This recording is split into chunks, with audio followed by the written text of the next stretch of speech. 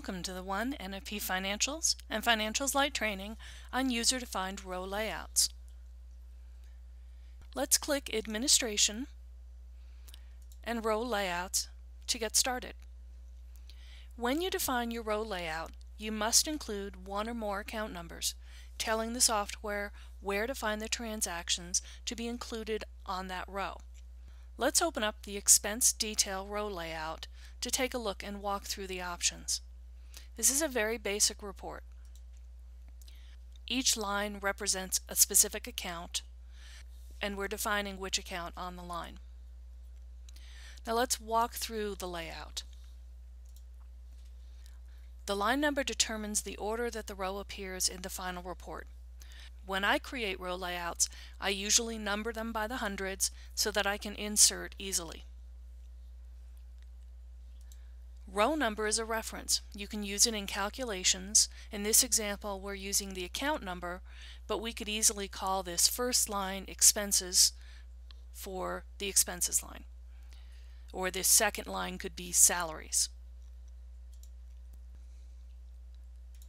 The description is what you'll actually see on the line. Right now, this reflects my account names. But if I wanted to adjust those to create a report for an outside audience, this is where I would do that. In totaling, you'll define the account or accounts reported on that row. Again, we're looking at a very basic row layout, so each line holds a single account number in this field. The totaling type needs to reflect the account type in the totaling field.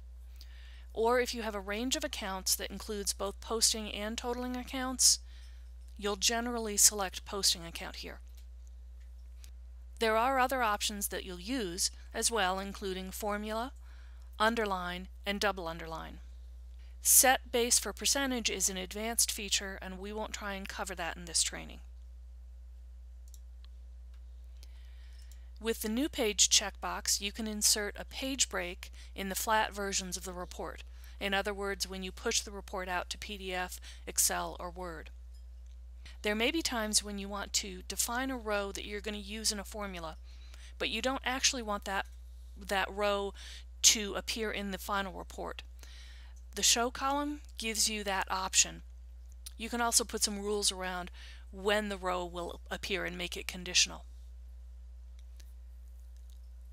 The bold, italics, and underline checkboxes impact the flat version of the report.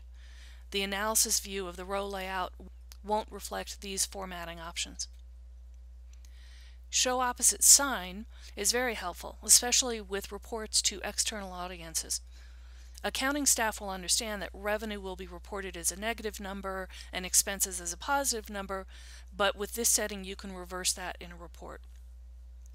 Row type. In almost every example, you should leave this as net change. You'd select alternate options only under very advanced layout and for very specific reasons. One reason to leave this setting as it is, the column layout will have this same kind of a setting. The column layout setting, however, will override this setting, so it can get pretty confusing. It's best to just leave this as it is. Amount type is like with row type. There are rare times when you would select debit or credit. Usually you're just going to leave this in the default of net amount. You can use the transaction type filter when you want to distinguish between actual and budget layout. However, as with row type, you can define the same setting on a column layout, so most times I would suggest that you leave this blank. The remaining fields give you additional filtering options: budget plans, dimension speed keys, funds and fund classes, and your dimensions.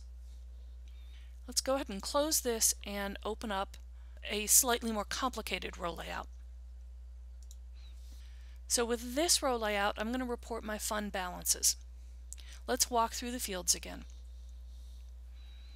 In my totaling, I've entered a range of accounts. In this sample database, this range reflects my net asset, revenue, and expense accounts. So first, with this field, the software is totaling all transactions posted to posting accounts in this range. If we scroll to the right, I'm using the fund filter to filter each line by a specific fund. Let's take a look at one more row layout to give you some more ideas.